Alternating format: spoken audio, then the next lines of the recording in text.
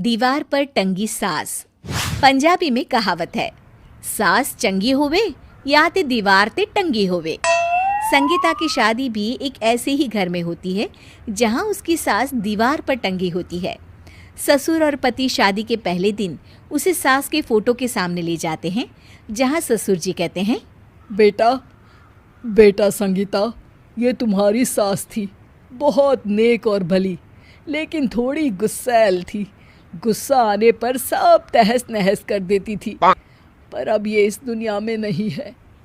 हाँ संगीता, माँ होती तो तुम इनकी कोई बात टाल नहीं सकती थी, वरना तो माँ घर में भूचाल ले आती। संगीता मन में खुश होती है कि अच्छा है कि ऐसी औरत अब इस घर में नहीं है, लेकिन दिखावे के लिए वो जैसे ही सास की फोटो के सामने हाथ जोड़कर खड़ी होती है, ये क्या? सास उसे देखकर मुस्कुराने लगी।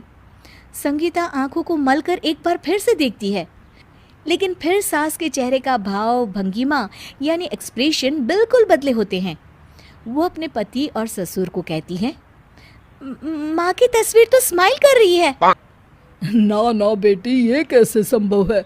जरूर तुम्हें कोई गलती हुई होगी, ऐसा कैसे हो सकता है? लगता है तुम शादी की सारी फॉर्मेलिटी करते करते थक गई हो, तुम्हें आराम की जरूरत है संगीता। खैर, सारे संगीता की बात को इग्नोर कर कमरे में चले जाते हैं। वैसे सास की फोटो पर एक्सप्रेशन एक के बाद एक बदलते ही रहते हैं। सुबह होती है, पति और ससुर को काम पर भेजकर संगीता कमरे की सफाई करने में लग जाती है कि तभी उसे आवाज आती है, टेबल ठीक से साफ करो। ऐसे भी कोई टेबल साफ करता है?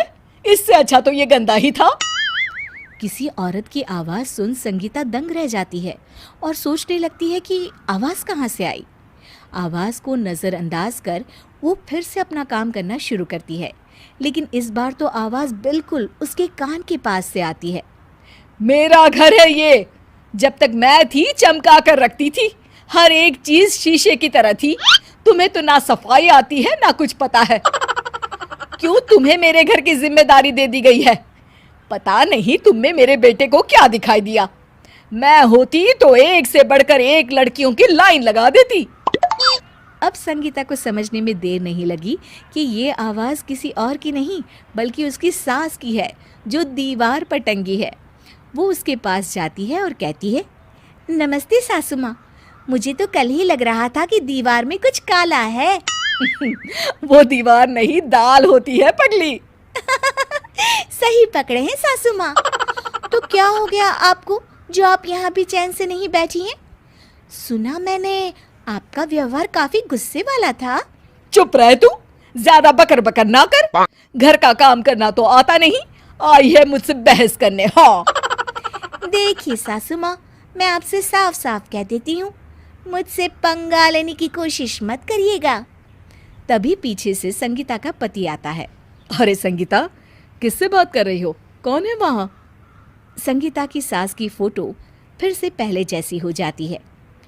आपकी माँ से कह रही थी कि मुझे काम करना आता।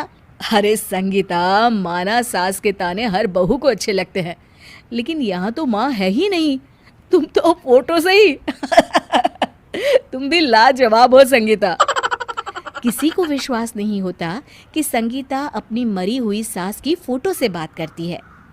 वहीं आए दिन संगीता की सास संगीता को किसी न किसी बात पर आते जाते ताने देती। संगीता को भी अब सास के तानों और उनसे बात करने की आदत हो गई। वो कभी खानदान की कहानी तो कभी तीज त्योहार कैसे मनाए या किसी व्यंजन की रेसिपी सास से ही पूछती।